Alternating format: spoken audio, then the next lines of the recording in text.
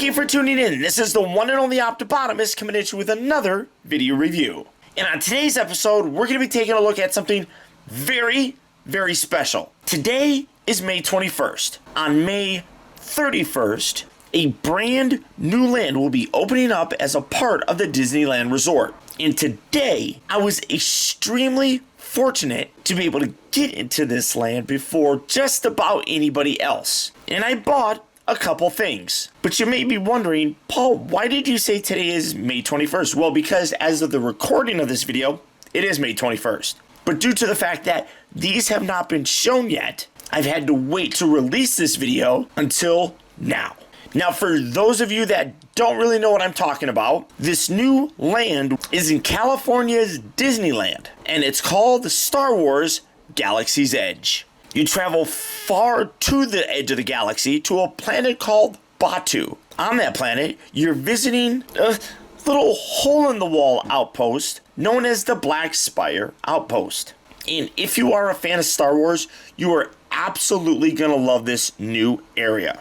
Now, when I found out that I was going to be able to go into this new land, there was a couple places that I knew that I wanted to go. The first being Doc Ondar's Den of Antiquities. It's a shop of mysterious and unique galactic artifacts collected by a legendary antiquities dealer.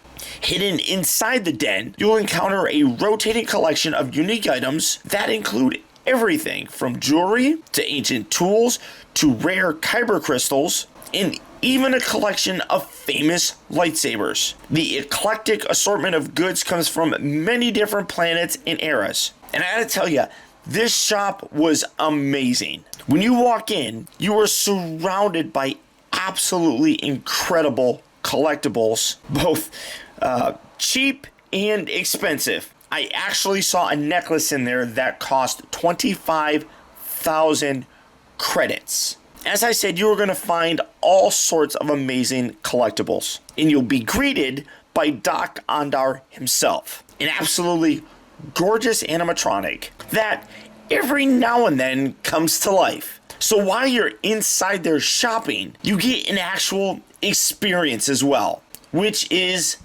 incredible. If I could pick one word to describe all of Galaxy's Edge, it would be immersive. And that rings true even in the various shops. Now, if you are a Star Wars fan, you already know what this is. This is a green Kyber crystal, and it instantly caught my attention as a piece that I wanted to buy as a companion piece for something else I was going to get later on, which will come to you in another video. For the package, you can see the actual Kyber crystal right there. You can see that it does come with this nice display box with some, I'm not actually sure what that language is, but I do know what that says, and I'll tell you. Other side here, just, it kind of looks just like a regular compartment, same kind of thing here. The bottom section here has the information not for the battery replacement and the actual price. This is an $85 collectible, and it specifically says that it is not a toy and that it's a decorative item only. So it's kind of like a, I don't want to say prop replica, but something similar. But for the packaging on this, that is about it. And here it is. This is a terrific and gorgeous piece. Also extremely heavy. That caught my attention right away. But also the amazing amount of detail. This is nicely aged looking. You can kind of see along the side here like a greenish, I don't want to say like oxidization, but that's kind of what that reminds me of. You can see it around the entire thing, which is amazing. Come around to the side, you can see some really nice sculpted in detail as well, some really nice texture on there. Again, it has a very aged look to it. Come around to the bottom, and you do have branding and stuff. You got Star Wars Galaxy's Edge. I do like how they put the little pads on the bottom. Obviously, nicely protects it, but all the way around has this kind of decorative motif. And again, has a very nice aged look to it. I'm amazed with how that is. Now, in the language, you can, find out what a lot of these things say. And this actually translates to ignorance, yet knowledge. At first, I was having a hard time because I thought it was like that, because that's how this whole section here opens. But this really is the way that you read it. So it was a little bit tricky at first. You can see on the side here, you got some nice metal hinges that when you open this up, reveals the actual Kyber crystal. You see you have a nice, what feels like a leather strap here. And then I also do like how on the underside of the slab, I guess, are little foam pads as well, so that it kind of cushions things when you close it. But then on the inside is the actual crystal. Taking this out, just sliding this out just like so. The inside has this nice foam section that nicely fits around the edges of the crystal. And then you got a pretty nice, I'm guessing like silk or some kind of cloth there. But this is it. And I'm both really impressed with the overall kind of package and the actual collectible itself.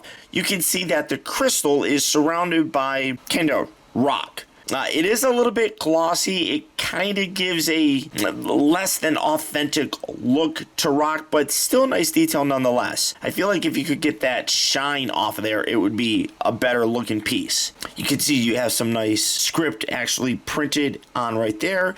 The unfortunate thing is they gotta have these like little copyright things. I wish they could have found a better place for that, because that is very obvious when you're trying to look at it. I mean, even from the other side, you can see that black section, which kind of stinks, but I understand why they need to put it there. I just really wish it was done in a better location, like underneath this. Now, this Kyber crystal actually does have a light effect.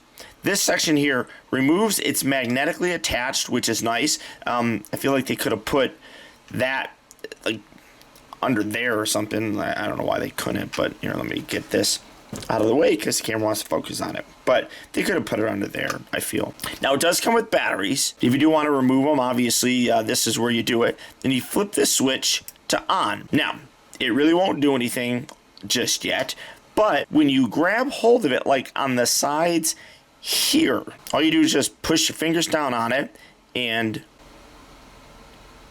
give it a little squeeze, and you can see it lights up. Gonna squeeze it again, and it will turn off. Again, to kind of illustrate that with the lights off, squeezing the side gets that light to come on. Now, this is one of the aspects that I wish they would have done differently. Like, I mean, if you angle it, it looks pretty cool. Now, I don't know how well that's going to come across on camera, but obviously you can see where the point of light comes from. It doesn't illuminate. No, I turned it off. It doesn't really illuminate as well as I would like. It's very bright down here by the light, but then it doesn't diffuse all that well. And that's the biggest drawback, I feel. Plus, I feel like it's very obvious that that is an artificial part of this. I wish that that light was hidden a little bit more. So while this is still a great piece, and I love that you can turn it off just like that. It's like when you grab it, it lights up as if it's calling to you, which is amazing. I love that aspect of it, that play feature. I just wish that it was done a little bit differently. So the light up feature, while cool, could have been better.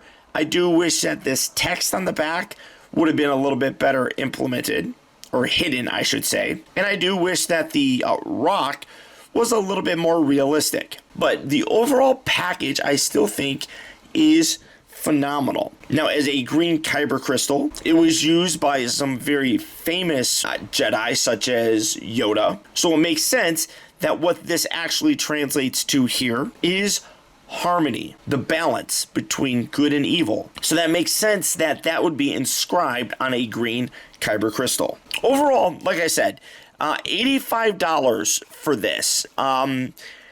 Is it worth it?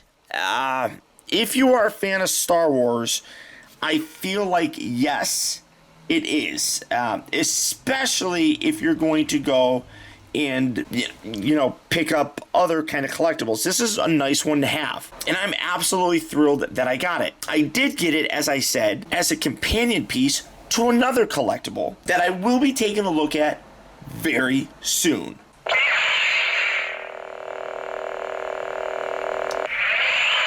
So stay tuned for that.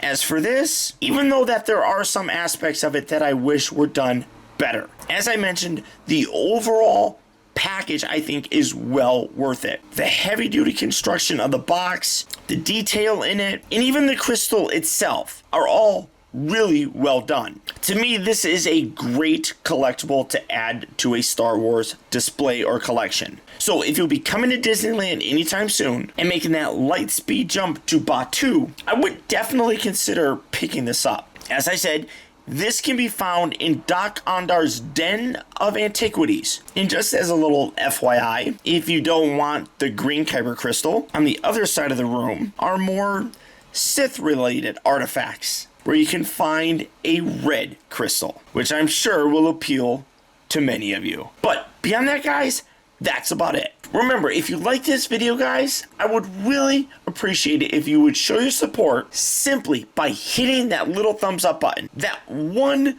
small gesture really does go a long way towards helping me out, and I would really appreciate it. And a huge thank you if you made it all the way to the end of this review. Another way that you can really help support my channel is making sure that you watch a video all the way through. And if you did that, thank you. Also, I want to send a huge shout out to all of my patrons who, through their continued support, help to make reviews like this possible. And finally, remember, grow wise, grow strong, but never grow up. Thank you for watching. Until the spires.